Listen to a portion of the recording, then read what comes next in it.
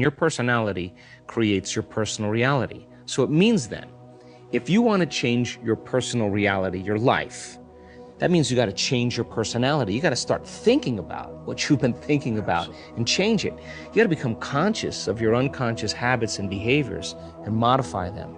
And then you have to look at certain emotions that keep you anchored to the past and ask the most important question. Do these emotions belong in my future?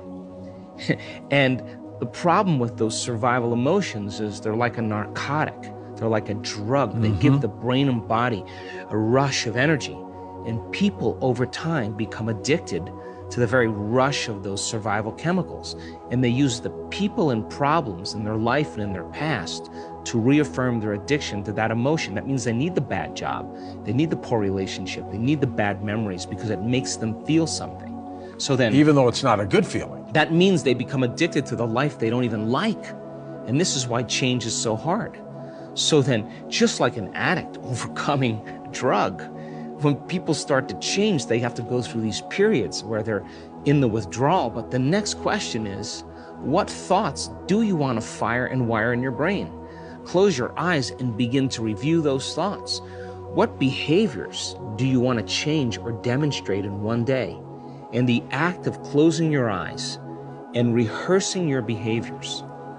The latest research in neuroscience says that you begin to change your brain to look like that experience has already happened. In other words, you're installing the neurological hardware in your brain, and if you keep doing it over and over again, the hardware becomes a software program. What does that mean?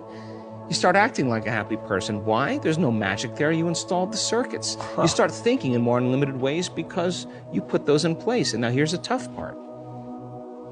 Can you teach your body emotionally what that future is going to feel like before it's made manifest? That means you can't wait for your healing to feel gratitude and wholeness. You can't wait for your wealth to feel abundance and worthiness. You can't wait for the mystical moment to feel awe. That's the old model of reality of cause and effect. That's Newtonian physics.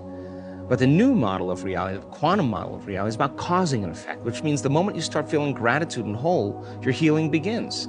The moment you start feeling worthy and abundant, you're generating wealth. The moment you're in awe of life, you're going to have a mystical experience. So then, your body is your unconscious mind.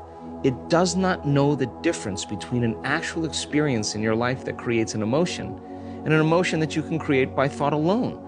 So the body is believing it's living in that future reality in the present moment. And what's the significance of that? As I said, the latest research in genetics says genes don't create disease. It's the environment